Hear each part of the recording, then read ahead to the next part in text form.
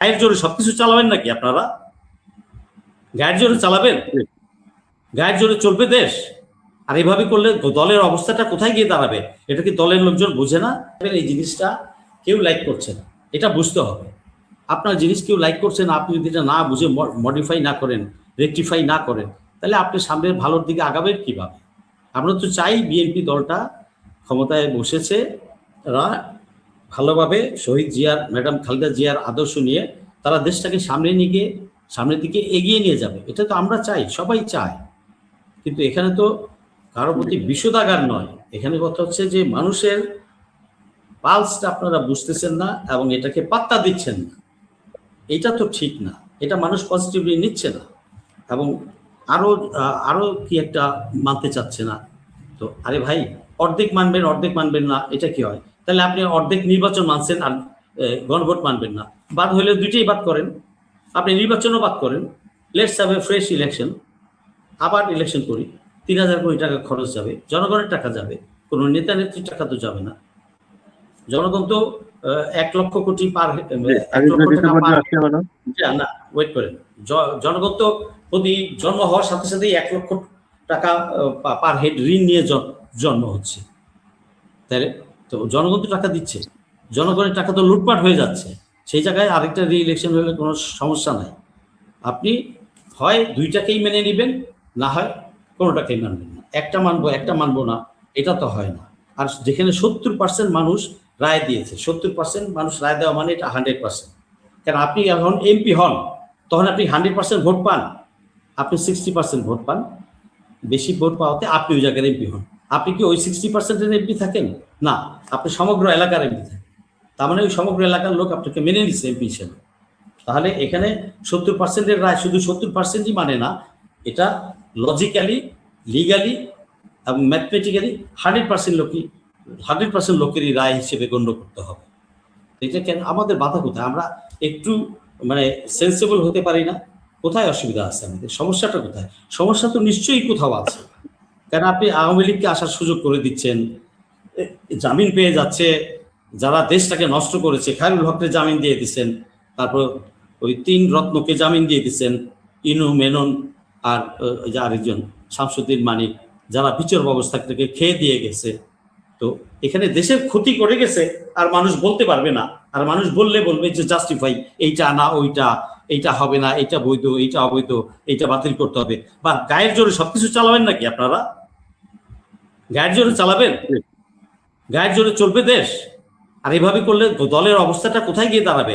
এটা কি দলের লোকজন বোঝে না? দেশপ্রেমিক বিএনপি দেশপ্রেমিক দল, তাদের তো সেন্স আছে, তাদের তো বোঝা উচিত। এবং দলের এই ২-৪টা লোককে বোঝানো উচিত যে ভাই ভালোর দিকে আগাও। আমি 100% শিওর বিএনপির 95% লোক এই জুলাইয়ের পক্ষে, এই সনদের পক্ষে, এই গণভোটের পক্ষে। জি, আইনগত কিছু ব্যাপার থাকে, আমি আইনবিদ না, বাট এখানে আপনি ঠিকই বলেছেন, বাংলাদেশের কোনো মানুষই এই ৩টা ব্যক্তির জামিন চায় না। খায়রুল হক সাহেবেরও চায় না। যে বিএনপিকে এত বছর সাফার করেছে, দেশকে সাফার করেছে, বিচার বিভাগ ধ্বংস করছে, এদের জামিন আসলেই কেউ চায় না। আচ্ছা ভাই, জামিন আসিফ ভাই আপনারা একটু সুবিধা বুঝার জন্য সুবিধা করে দিন। যখন খায়রুল হকের জামিন দিতে নিম্ন আদালত, তখন আমাদের পিপিরা পেন্ডিং মামলা দিয়ে তার জামিন ঠেকাই দিত। কাজ যে করতেছে না তা না ভাই। না, আমি দোষ দিইনি, আমি কারো দোষ দিইনি। আমি বলছি অনেক সময় হয় কি, মানে আমি আজিজ ভাই, আমি চাই জাস্টিস। না আজিজ ভাই, আমি চাই জাস্টিস। আমি যদি আপনি যদি এটা বলতেন যে হ্যাঁ খায়রুল হকের নিম্ন আদালত, আমি তো আগে বলছি না, আমি আজকে জাস্টিস না চাইলে আমার আপনার সন্তান কোথায় থাকবে? আমার আপনার সন্তান না, আমি শুধু আমি যে কথাটা বলছি, না খায়রুল হক সম্বন্ধে আপনি যে কথাটা বলতেন, খায়রুল হক, হাসানুল হক মানিক এবং তাদের যে মামলায় নিম্ন আদালতে বেল দিছিল, আমাদের গভর্নমেন্ট পার্ট পিপিরা, অ্যাটর্নি জেনারেলরা পেন্ডিং মামলা দিয়ে তাদের গ্রেফতার দেখায় আবার কারাগারে অন্তরীণ করে দিচ্ছে। তারা কিন্তু জামিন পায়নি। উত্তম কাজ, ধন্যবাদ জানাই।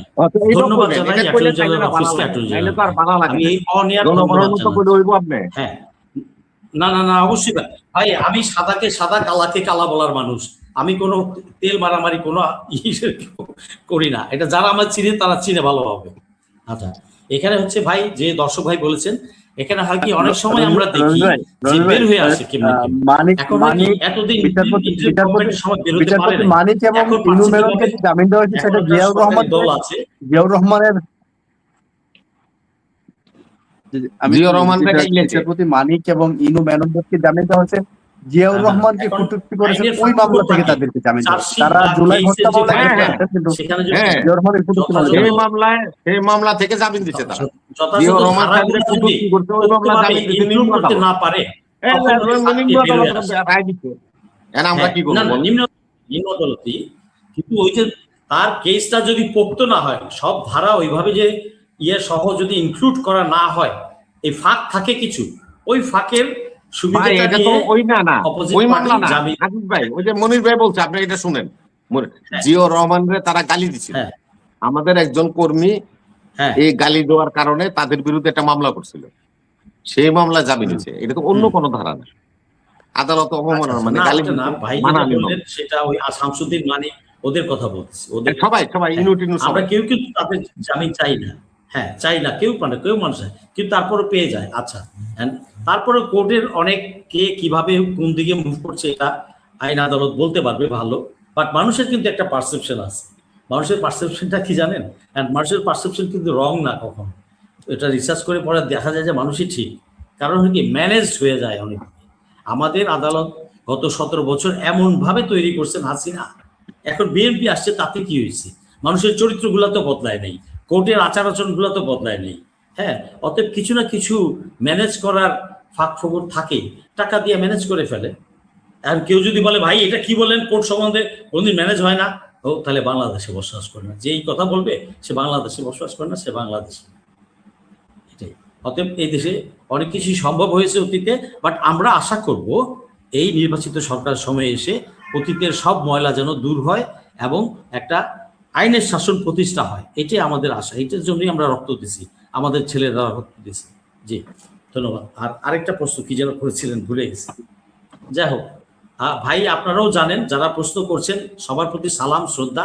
আপনারাও বোঝদার মানুষ, আপনারা হয়তো পড়াশোনা আমার চেয়ে কম করতে পারেন, কিন্তু আল্লাহ তাআলা বিবেক আপনাকে আমার চেয়ে হয়তো ভালো দিছে, হতে পারে আপনি অনেক বিবেক করেন, আমার চেয়ে ভালো বিবেক, আমার চেয়ে ভালো হইতে পারে।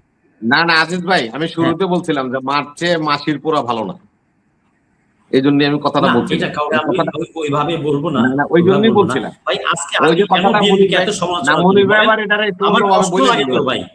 বিএনপির সাথে আমি এত ওতপ্রোতভাবে জড়িত ছিলাম, এত মাঠে ছিলাম, আজকে আমার কষ্টটা লাগে তো সেই কারণে। আমি চাবো ভুল থেকে ফেরত আসবো। জি ভাই, এটা করা যাবে ভাই, এই আদালতে ভাই বহুত করছে, বহুত ভাই 14 দিন 15 দিন 20 দিন ভাই রিমান্ডে নিতে ভাই। ভাই এগুলি দেখলে, চিহ্ন দেখলে দেখাই দেয়া দেবে, দেখলে আপনার আমাদের কান্নাই না ভাই। ভাই এই আদালত ক্যাঙ্গারু কোর্ট, এটারে আবারও ক্যাঙ্গারু কোর্টে পরিণত করেন না, এদেরকে আবারও স্বৈরাচার হওয়ার সুযোগ দিয়েন না, যেই সরকার হোক। কার সরকার? সেটাই কথা আমার কথা সেটাই, আমার জায়গা থেকে বলছি, আমি শেষ আশ্রয়স্থল, মানুষ এখানে একটা ভরসা আশা নিয়ে যায়। সেজন্য আমি বলছি যে কোন অবস্থাতে আদালতকে সরকারের হাতে আনা যাবে না, তাহলে এরা স্বৈরাচার হবে, আবার এরা আমার পরিবর্তে আর অন্য একজন এইভাবে অন্যায় করবে। কিছুতে আদালতকে সরকারের সাথে রাখা যাবে না, না না। এই জন্য রবি ভাইকে ধন্যবাদ। আদালতকে অ্যাবসলিউটলি স্বাধীনতা দিতে হবে, এবং আদালতের মানে যে আদালত জুডিশিয়ারি যে সেক্রেটারিয়েট তৈরি হয়েছে, এদের অনেক কাজ আছে। আমরা চাই তাদের কাছে আদালতটাকে পরিশুদ্ধ করুন। ওখানে এত এত এত এত হাজার হাজার লক্ষ লক্ষ মন ময়লা জমে আছে, এগুলো যেন পরিষ্কার করে। মানুষেরকে যদি বিচার দিতে হয়, ন্যায় প্রতিষ্ঠা করতে হয়, শুধু স্বাধীনতা পাইলেই হবে না রবি ভাই, কাগজে কোয়ালিটি ম্যাটেরিয়াল আমরা ওখানে চাই, অনেস্ট জাজ চাই, অনেস্ট স্টাফ চাই। আর উকিল ভাইদের বলবো, আপনারাও আপনাদের বিবেক নিয়ে ওইভাবে কাজ করবেন, যাতে দেশটা আমাদের সুবিচার পায় প্রতিটা